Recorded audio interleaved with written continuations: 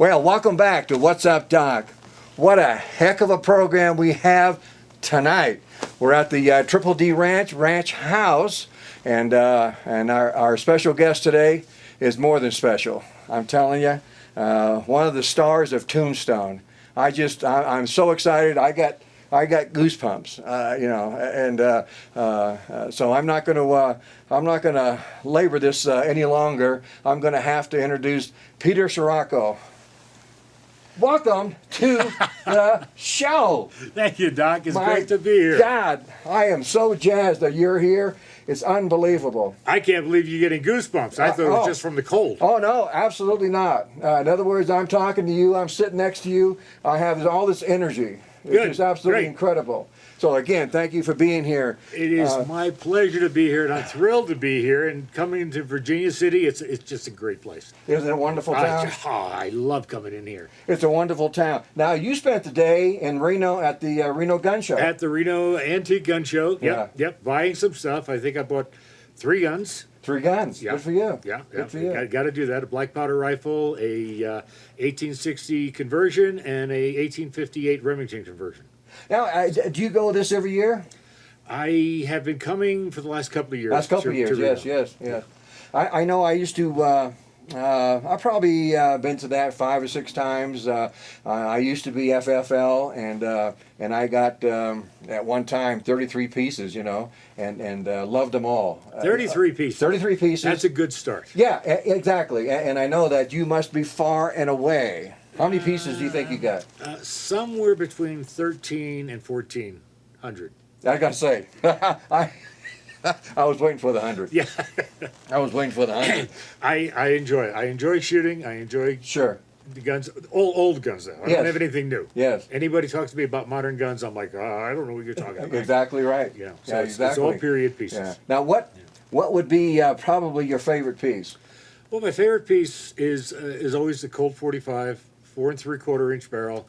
That's what I started. That's my first guns that I bought, and I keep on shooting them. And that's but I shoot everything that I can. I have Gallaghers and Burnsides and Whitney Kennedys and Evans and 73 Winchesters, 76 Winchesters. I have the whole plethora of. Anytime I can find an old period gun, I try and buy it. So I go back. The oldest one I have is a wheel lock, which is like 1540, which they used when the Spanish were coming across the Southwest. Yeah. They use that. So if we do a documentary on the conquistadors, I will have the wheel lock for that. I also have 3 matchlocks, which is a burning rope, a smoldering rope that lights the fire. It's before flintlocks were made. I've seen those. So that was like 1605, 1620. It's the Puritans, the Pilgrims. So if we're doing a show on them, I will have those guns in there. Incredible. Now, you talk about doing shows, and you are currently active to this day, and how wonderful is that? Not many people that I know of that have been in the business. How long have you been in the business? I graduated from college in '72, went into New York in '73, so figure that out. That's like 45 years. So your whole life, from college on? From college on, and 4 years in the Air Force before I went to college. Okay, all right. So all of that, I've been in the business. So, in the last 25 years, since I started Caravan West, or 28 years, we've done over 1,000 shows. 1,000 shows. Yeah. Good for you. Whether they're commercials or live action, TV, films. Yeah. I'm the king of low budgets because I do everything. And that's what I can put the company together. We're the only company that does everything. We do props, costumes, set dressing, guns, horses. We have a 2,400-acre ranch location in the Studio Zone in L.A. So we do that. I just left yesterday. We were filming a Lifetime show, which is a modern show, but we were filming that on the ranch. And as soon as I got done, I left and I drove to Reno and got in last night. Set up the gun show this morning, and I'm out playing. And then last week we did a music video for a little girl called Annie LeBlanc. Seen it. And yeah, I was so thrilled with her. She's 13 years old. She was great. Well, we did it on the ranch. We did the horses and the guns and the costumes and the props and everything. I played the marshal in it. The producer called me the night before and said, "Could you play the marshal in the show?" And I said, "Yeah, well, okay, let's do it. Yeah, why not?" Yeah. So that's what we do. And what I remember on that video is her song. Her song. Yeah, and when she gets to that, I said, well, that's a twist. Yeah. That's going to work. That's going to work for her. And she's 13 years old and very talented. Oh, no. I was Yeah, thrilled to she's work with her. talented. Yeah, there's no doubt And about then it. we've got 2 more shows scheduled this month on the ranch, and then we've got 4 shows scheduled in April, and 2 or 3 right now for May. So Wow. some of them are westerns. We're Yeah. supposed to start a, hopefully, thank you, I'm not complaining. We're supposed to start a western at in the end of May, and they're waiting to get back from Travis Tritt and what's his name? Luke Hemsworth. Luke Hemsworth. Luke Hemsworth, Who was yeah. in Hickok that we did last year. That came out in July. Yeah. And so they have offers out to them, and if everything goes right, then we will go into filming. How wonderful is that? I mean, you not only is he current, I mean, he's got, every week is full. There's no doubt about it. Every week is full. Now, this man here hired me, and I don't even know if he remembers that, in 2001, Deadwood. They had about 200 miners there, but they didn't have gentlemen from the east. So he hired 4 of us from Amador County, and we submitted those pictures on Wednesday by mail. I guess we didn't have email back then, so we sent those pictures in, and we were on the set Monday morning. And thank you for that. This is It's my pleasure. I like hiring good guys. Yeah, well, thank you. And that was an HBO production too. So he was talking about low budget. No, you don't get much higher than HBO. And I guess Warner Brothers was involved with it too. Somebody else Paramount, was. I think. Paramount was. Yeah, absolutely. Yeah. Yeah, and I had 100 people working on. Yeah. As a I was a Buckaroo. Yeah. And then you had Wranglers. Yeah. Yeah, that's exactly right. I have, it's the Buckaroos are what I created. I want to bring in people on shows that have their costumes, that know how to ride a horse, that know how to shoot a gun, that know how to handle it right, Yeah. and do that. And I get a lot of calls for people. Can you hire me for a show? Can you hire me? I say, can you outride me and outshoot me? If you can, I want you. I want people better than me. I want people with skills that I could go, wow, that's great. That's right. So I don't have to take them by the hand and say, you do this, you do that. I want them to get out there and do what they know how to do best. As a matter of fact, talk about riding. I rode your horse on Wild West Tech. This is going back. That was Wild West Tech was about the same time. We did that from 2002 to about 2005. And that's when David was. David, yeah, he was the second one. Now Keith Carradine was the first host. Was he the first host? He was the first host, and then when he was doing Wild Bill Hickok in Deadwood, they wouldn't let him be the host again. So they took him off the show, and then David came in and filled in the show. I was wondering how that happened. I love that show because what we did, I brought on all the Buckaroos, but we did all the costumes and the props and the set dressing and the horses and the guns, and Sure. I brought in all the people that we could recreate everything. Yeah. And I enjoy that stuff tremendously. Oh, I guess I watched every episode. Don't know. Even when I watch or the reruns now, I've seen. So I think I've seen them all. But yeah, that was at the Sable Ranch. Sable Ranch. The Sable Ranch, which no longer exists. The Sable Ranch still does, but the Western Town is gone. Oh, it's gone. We had the fires last year, and it burned that down. It burned that down. Which is good for me because I didn't have the 2,400 acre ranch at that time. I moved up to Agua Dulce, which is where Vasquez Rocks are, and 12 years ago, and that's when I acquired the 2,400 acre ranch. So we now have a location, and we take over for Sable Ranch. Yeah. And the Sable Ranch is about a mile as a crow flies from Disney Ranch. Disney Ranch. No, what was it? Not before that. Melody Ranch. The Melody Ranch. The Melody Ranch. Melody Ranch is probably about 2 or 3 miles from 2 or 3 miles Sable. in Crowswell. Yeah, Disney Ranch is about a mile. about a mile. Yeah. I've never been Disney to the Ranch has no more Western town either. Oh, okay. They had a great Western town. We filmed there a lot, and then they tore it down about 3 years ago and put up a city. Oh, So it's okay. like a New York City street, Chicago street, Yeah. things like that. So we don't go to Disney anymore. And Melody Ranch, we've done a couple of shows. We did Hickok at Melody Ranch, but HBO with Westworld took over Melody Ranch, and they paid for the ranch, and nobody else can use it. Oh. So while Westworld is there, nobody else uses it. Okay. Is that the reason why they don't have the get together, the cowboy, what do they call it? The Cowboy Poetry Festival. Yes.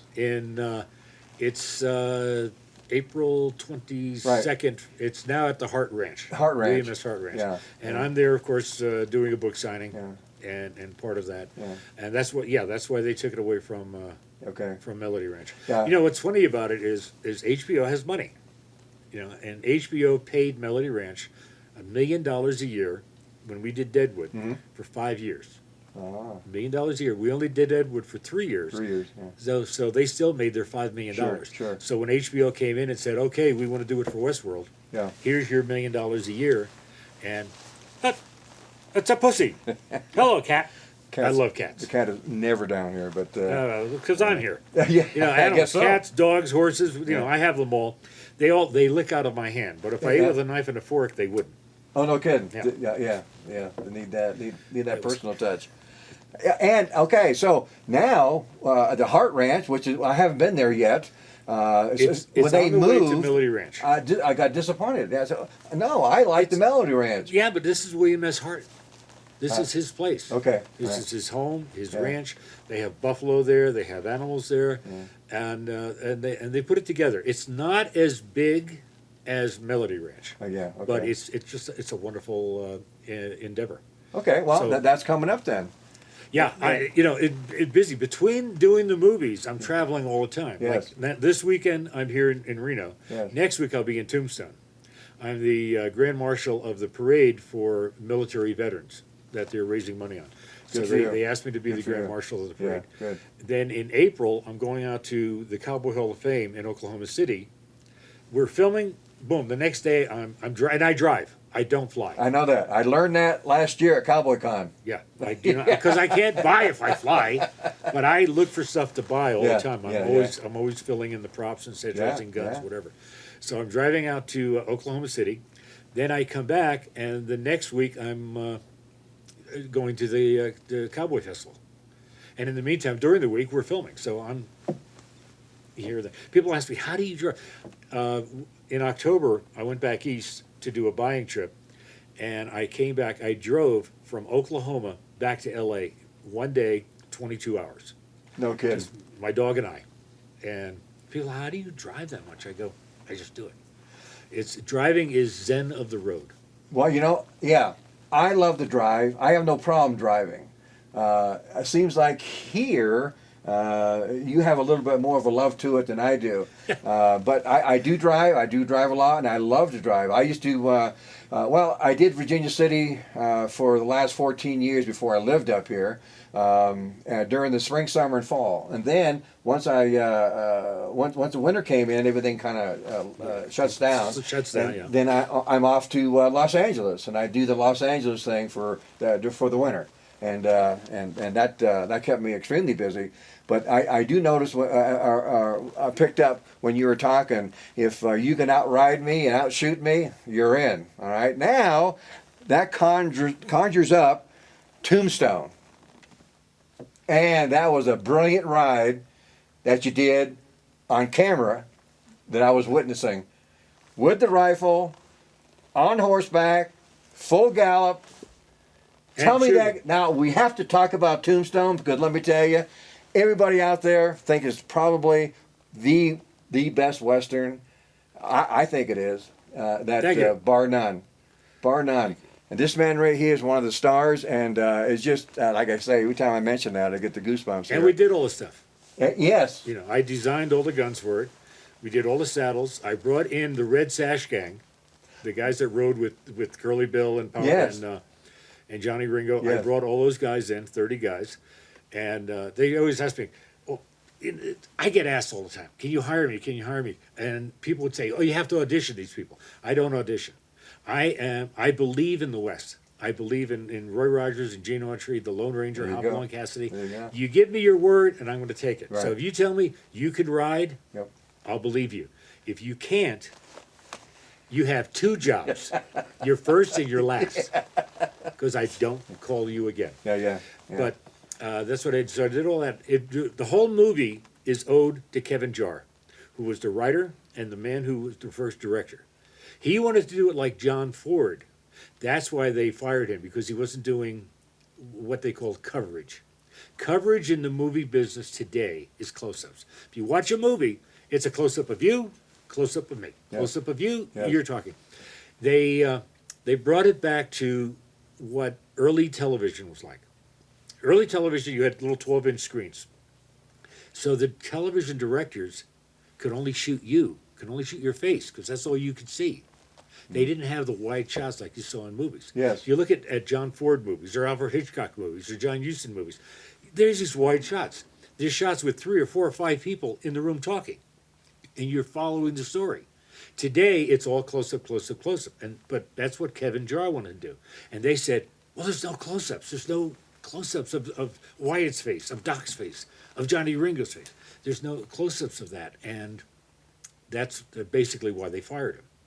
And he wouldn't give in. He said, no, I'm going to do it. I'm going to do it my way, or I'm on the highway. And he was on the highway. Right? And that was the whole purpose behind it. But Kevin is one of the few directors, one of the few writers who knew the West. He collected the West. He collected Cold Single Actions, Old West guns. He collected saddles. He had a horse. As a matter of fact, the black horse that I rode in Tombstone, was his personal horse, Okay. which I didn't like. Didn't like him, huh? I said that horse is so worth. The wranglers, the head wranglers who they hired for all of the Top Guns, they used to laugh at me all the time because I was riding this horse full gallop and shooting off the horse, and they would give me a hard time. And then I heard in a bar somebody they talked in the bar, and they go, I don't understand how he does that. How he can ride that horse up and down the hill and shooting off it? Because that horse is a pain in the ass, and that horse was a pain in the ass. There's a scene that's not in the movie with Hugh O'Brien, who was Wyatt Earp, and they had him as a wagon master, and that is actually where we all got together, and Wyatt swore us in at the wagon train, and everybody was leaving, and Hugh O'Brien kind of passes the mantle on of Wyatt Earp to Kurt Russell, and Doc rides in, and I ride in, and Buck Taylor, Cherokee Creek rides in, and Sherman McMasters. That's when he comes in and throws his red sash down and says, "I want to ride with you." So we film that whole scene.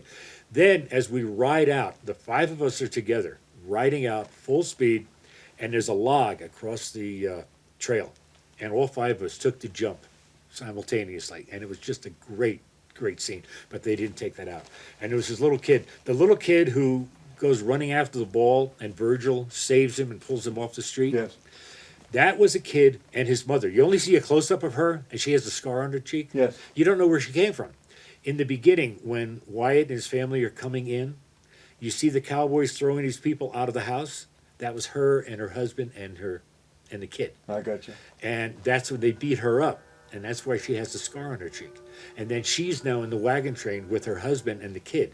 And the kid is saying, "Go get them, Wyatt. Go and, go and." I don't remember his line, but he had this long line while we're riding out. And all of that was cut out of the movie. I'd like to see that scene. 'Cause Yeah. It was just a great scene. But that was a Kevin Jarre deal and what he wanted. He had so much symbolism in the movie that a lot of people don't pick up on it. A lot of fans do, and a lot of people who know Westerns really pick up on that stuff, and they like it. And I think one of the reasons why that movie is so good is, I'll get rid of me first. Yes, I did designed all the guns. So I made the people with the guns having the same guns that the real characters use. And I researched all that, brought that in. Brought that in, yeah. Funny story on Sheriff Bean. I said, okay, it's 1881. Sheriff Bean, the Colt Sheriff's model just came out in 1880. I said, I'll give Sheriff Bean a Sheriff's model.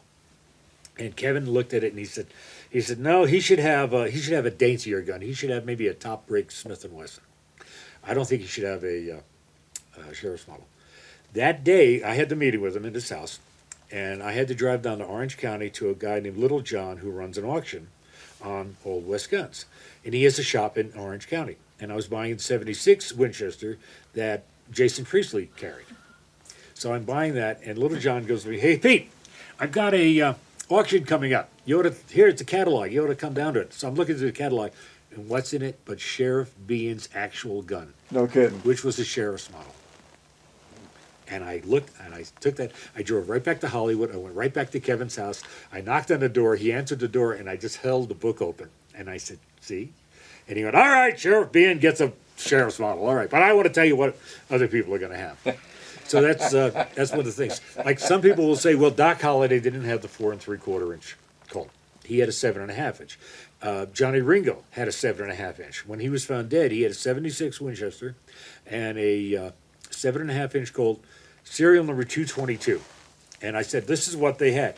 But Kevin wanted both of them to have the same type of gun. He wanted both of them to have 4 3/4 nickel guns with ivory grips. So they were evenly matched, and it was only the better one who won the fight. And that was, that's all that symbolism that he had. But if you notice, I carry 2 4 3/4 single actions, nickel plated with ivory grips.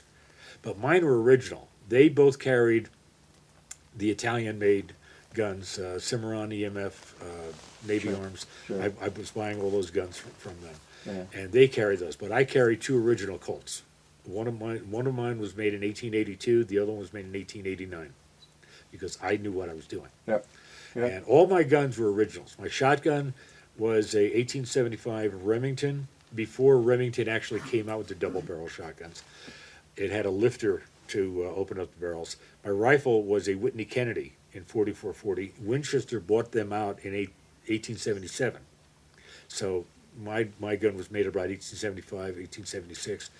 And I carried a Remington Smoot in my pocket, so that when Virgil said, no more guns allowed in Tombstone, if you notice, Buck and I, Turkey Creek and Texas Jack didn't have guns on, but we had guns in our pockets. Yeah. So I had a Remington Smoot, and he had a Bulldog. Yeah. Just 1 minute now. Texas Jack. Now, this is him right here. Yeah, I'm Texas Jack. This is him I right am here. Texas Jack, the original. Yeah, this is Texas Jack. I mean, we're not kidding around here. So all the stuff that he's talking about, this is all inside stuff. I'm so jazzed, I can't believe it. And you're hearing it here. How wonderful is that? There's a book coming out later in the year on the making of Tombstone, and the writer, a man named John Farkas, who just did a book that came out last year on the making of the Alamo. And it's like 530 pages thick, where he interviewed all the surviving actors and crew members. And he's doing the same thing with Tombstone. He's interviewing crew members. He's interviewing as many actors as he can to get the inside story on the making of Tombstone. So that'll be out. I think it'll be out in November. November. Yeah. Well, that's a must get. Yeah. That's a must get. Yeah. I know I'll get it. Yeah. I'll get a lot of copies because he interviewed me a lot. And you know, you talk about again with Tombstone. I went to End of Trails. I used to go to those when they were local. In Rahagans. And the last one was in Norco. The last one was in Norco in 2004. 2004, and they had a edited version of Tombstone, all the best scenes. First time I seen it, you know, they didn't have Russell up there or Doc Holliday. They didn't, but they had a few of the stars that were there on stage, and they talked about Tombstone. Then they had the best the best scenes, and it was about 20 minutes long. Boy, I'm telling you. Yeah, Mike Rooker was there, who played Sharon Yeah, McMasters. exactly. Yep. Buck Taylor was there. Yep. I was there. Yep. I can't remember what other actors were there. That was also the year that I did my one-man show on Buffalo Bill for them. I performed it on Wednesday night Ah. for In the Trail. Yeah. And then next year, 2005, they moved to Albuquerque. Exactly. And Yeah. they called me up and asked me if I would be the MC of the new move. Yeah. So luckily, I was doing another movie in New Mexico called, I don't know what it was called. I don't remember. That was a long time ago. That was 13 years ago. Yeah. Anyway, I was doing that movie. So I took, I had my armor. Oh, you take over here. You're doing this. And I drove down from, we were in Santa Fe. And I drove down from Santa Fe to Albuquerque, emptied the show, stayed there for a couple of days, and then had to get back to the set. Yeah. So that's what I like doing. I'm all over the place. I love being all over the place. Now, June 30th of this year, 29th, 30th, and July 1st, in Tombstone, is the 25th anniversary of the movie. And as many of the actors as they could get a hold of are coming. Are they coming? Michael Biehn is coming. Buck will be there. I'll be there. Mike Rooker will be there. Frank Stallone. I'm not too sure who else is coming. Yeah. Catherine Hardwicke is coming. She was the designer of the show. Oh, really? She built Tombstone. I mean, Tombstone was built. The place that we film at was the buildings were in the same place that the buildings from Tombstone were. I gave a map of what Tombstone looked like in 1881. And I gave that to Catherine, and she and her crew did wonders, making the Oriental Saloon, making all these places, the OK Corral, Flies. Everything was the way it was. What a creative mind! That's well, it's so easy doing history, because it's there. All you have to do is research it, find out the information, and do it. Yeah. It's not brain surgery. Yeah. Although doing it with Hollywood, it's like brain surgery, because they want to change everything. Yeah. I was always I have 20 buildings on my ranch dedicated to props, costumes, guns, saddles, everything. And I built all the buildings and I made them. I made the bar a bar. I made the general store a general store. Yes. I made the jail a jail. Yes. I made these things. All And dedicated everything was buildings. everything they wanted to rent was in there. Yeah. And then people would come in, they would film there sometimes, or they would come in and say, oh, can we change this? Can we do that? Can we do that? And I got to the point where I'm going, you know what? You can give them the Mona Lisa, and they'll want to change the smile. They want to. Yes. They don't care about what's right. They have their vision, and put their spin unfortunately, on it. their vision always is wrong. Yeah. And Yeah. that's the battle that I have. Yeah. And it's a never-ending battle, and I like it. People Right. ask me, they say, "Are you ever going to retire?" I said, "Well, first of all, how can I retire? I never had a job. Yeah. I do what I love to do." Yeah. And that's the secret. Yeah. And it is a battle fighting the suits, fighting the other creative people. That's why I do a lot of low-budget movies, because Yes. low budget comes into me, and they don't have a big budget, but they have enough that I can supply everything. Okay. I can do everything. Right. On a big movie, like Hostels that they just did, well, they're going to hire one person for. That's why on Deadwood they only hired me to hire the background. I said, well, we can do the guns and we can do the saddles and we can do the horse. No, we can't do that. We have specialists, and the specialists are always doing it wrong. They're putting roping saddles on. They're putting and that's one of the problems, because the specialists are union, and the union is in control. So on Deadwood, the union wrangler, who David Belch, said, Peter, I want you by my side. I want to pick your brain every day. I want to find out what's right. All right, well, this was wrong. Here's what it's supposed to look like. And David Belch would go to other producers and say, all right, the saddles are wrong. I want the right saddles on here. They went to the wrangler. The wrangler is renting them bad saddles. And he said, it's a TV show. Who gives a damn? Really? And he was union, so he had the power. Oh. We did. I was the executive producer on a movie that came out 2 years ago, Bone Tomahawk, with Kurt Russell. And of course, I was doing everything: the costumes, the props, the guns, the things. The prop man was prop union. Now, I'm executive producer, one of the executive producers. He said, Peter can't touch the guns. I have to touch the guns. And I said, I'm here. I'm on the set every day. Let me make the guns right. I've designed all the guns. You have them all. So there's a scene where Kurt Russell has to shoot at one of these troglodytes coming